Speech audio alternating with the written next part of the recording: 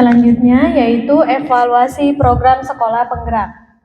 Evaluasi PSP pada kegiatan PMO bulan September. Yang pertama, pengembangan kurikulum operasional sekolah. TKS ITA Salafus Sholih dalam mengembangkan kurikulum operasional sekolah masuk dalam tahap keempat, yaitu menyusun kurikulum satuan pendidikan yang kontekstual dan sesuai dengan aspirasi komunitas sekolah, menstrukturkan pembelajaran sesuai dengan visi misi sekolah, kebutuhan murid dan konteks sekolah, kemudian menstrukturkan pembelajaran dengan melibatkan perwakilan wali murid, dengan melibatkan perwakilan murid, orang tua, dan masyarakat. Kurikulum operasional sekolah dikembangkan disesuaikan dengan karakteristik lingkungan belajar, karakteristik satuan pendidikan, dan karakteristik peserta didik. Dari karakteristik tersebut, dikembangkan visi, misi, dan tujuan lembaga yang tertuang juga di dalam KOSP. Untuk mewujudkan visi, misi, dan tujuan lembaga, maka disusunlah pengorganisasian pembelajaran yang terdiri dari yang pertama, elemen capaian pembelajaran. Elemen capaian pembelajaran ini berdiri dari elemen CP nilai agama dan budi pekerti, CP jati diri, dan CP dasar-dasar literasi, matematika, sains, teknologi, rekayasa, dan seni. Yang kemudian, dimensi profil pelajar Pancasila yang terdiri dari dimensi beriman, bertakwa kepada Tuhan Yang Maha Esa, dan berakhlak mulia. Dimensi kebinekaan global, dimensi bergotong royong, dimensi mandiri, dimensi bernalar kritis, dimensi kreatif. Kemudian yaitu rencana pembelajaran. Rencana pembelajaran ini berisi tujuan pembelajaran dari elemen capaian pembelajaran yang terdiri dari elemen CP nilai agama dan budi pekerti, CP jati diri, dan CP dasar-dasar literasi, matematika, sains, teknologi, rekayasa, dan seni. Kemudian yaitu program intrakurikuler, profil pelajar Pancasila, muatan lokal, dan ekstrakurikuler. Di dalamnya berisi topik, tujuan pembelajaran, tujuan kegiatan, dan alokasi waktu, program yang direncanakan untuk 1 tahun pelajaran. Kemudian yaitu pengaturan jam mengajar. Kemudian disusun juga asesmen pembelajaran yang terdiri dari asesmen capaian pembelajaran dan asesmen hasil belajar serta evaluasi program pembelajaran. Untuk meningkatkan kompetensi guru, maka disusun program pendampingan, evaluasi, dan pengembangan profesional. Untuk membedakan dengan lembaga lain, maka TKS ITA Salafus Sholih juga menyusun berbagai program unggulan yang berkaitan dengan profil pelajar Pancasila. Di KOSP yang kami susun, kami melampirkan juga program tahunan, jadwal aktivitas pembelajaran, standar operasional prosedur, contohnya asesmen foto berseri, kalender pendidikan, pemetaan jadwal, contoh modul ajar, dan contoh RPPH. Selanjutnya yaitu penggunaan alat ajar. TKS ITA Salafus Sholih dalam penggunaan alat ajar masuk dalam tahap 4, yaitu pembelajaran berbasis antara menggunakan buku teks pembelajaran dan perangkat ajar lainnya yang diperoleh dari berbagai sumber yang lain yang valid sesuai dengan keputusan guru. Kemudian sebagian besar guru mampu membuat perangkat ajarnya sendiri yang kontekstual dan membagikan secara daring dalam aplikasi Kemendikbud. Guru menyusun modul ajar sesuai topik yang telah ditentukan dan dituangkan dalam KOSP. Kemudian dikembangkan RPPH sesuai dengan modul ajar dan digunakan sebagai panduan pembelajaran di kelas dengan tidak menutup kemungkinan adanya revisi ketika dijalankan disesuaikan dengan kondisi dan kebutuhan peserta didik. Selanjutnya yaitu proyek penguatan profil pelajar Pancasila.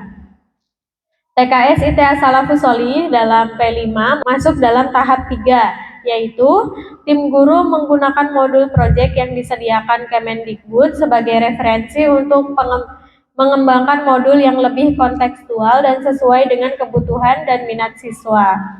Proyek penguatan profil pelajar Pancasila sudah dilaksanakan pada kegiatan perayaan Hari Kemerdekaan Republik Indonesia ke-77 dengan topik Aku Cinta Indonesia dan subtopik Perayaan Kemerdekaan Indonesia dengan mengadakan upacara Hari Kemerdekaan Republik Indonesia ke-77, parade budaya, pengenalan makanan khas Bogor, dan lomba menyambut kemerdekaan Republik Indonesia.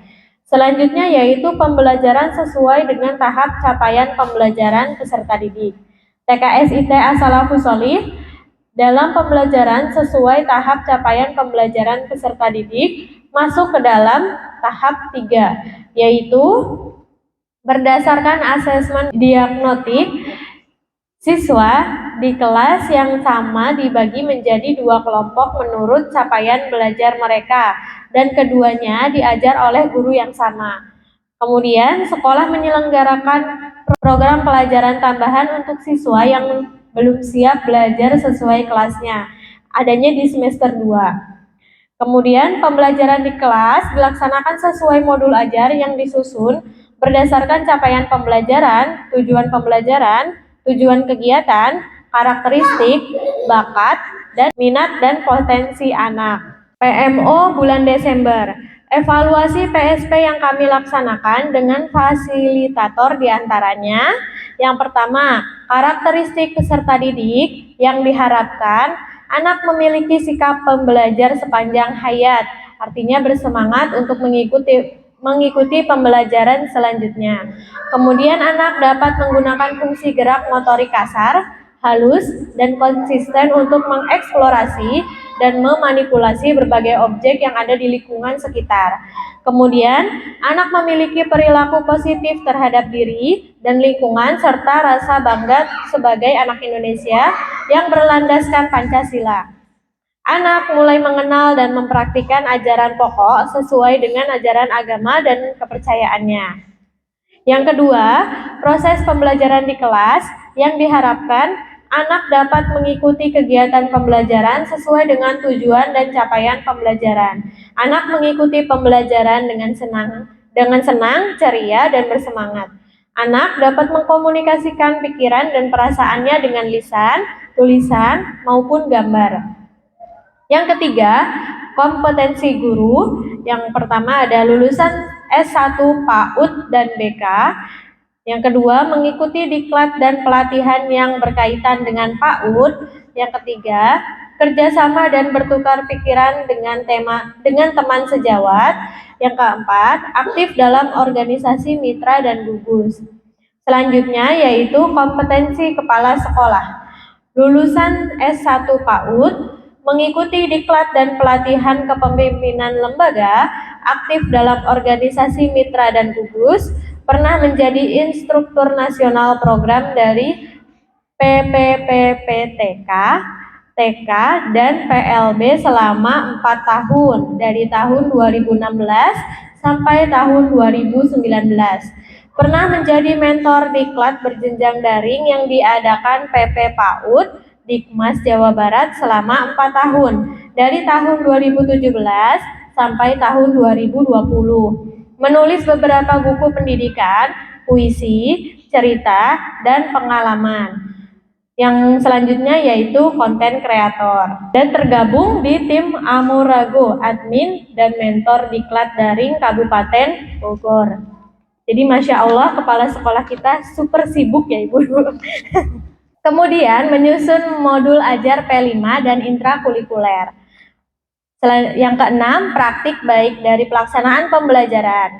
Yang pertama, pembiasaan pagi, yaitu ada kegiatan olahraga pagi, menyayangi tanaman dengan menyirami tanaman setiap hari, praktek sholat setiap hari, membacakan cerita setiap pagi, hafalan doa harian, hadis pendek, dan surat pendek. Setiap Jumat belajar untuk infak berkurban. Dan ini dilaksanakan secara konsisten. Kemudian pemanfaatan TIK untuk pembelajaran diantaranya untuk kegiatan menonton video berkaitan dengan topik bercerita, menampilkan kesenian daerah melalui tarian dan lagu, mengenalkan permainan tradisional, dan sudah dilaksanakan dengan konsisten. Kemudian pembelajaran project yang berkaitan dengan penguatan profil pelajar Pancasila dan kegiatan intrakurikuler dilakukan secara konsisten. Kemudian pembiasaan PHBS seperti membuang sampah pada tempatnya, cuci tangan sebelum dan sesudah melakukan kegiatan, menggosok gigi sesudah makan, dan ini sudah dilaksanakan dengan konsisten.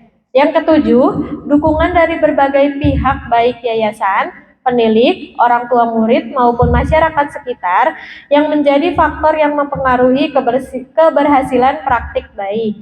Yang kedelapan, aspek pelaksanaan pembelajaran dianggap berhasil jika anak dapat mencapai tujuan pembelajaran dan tercapainya perkembangan sesuai dengan usianya.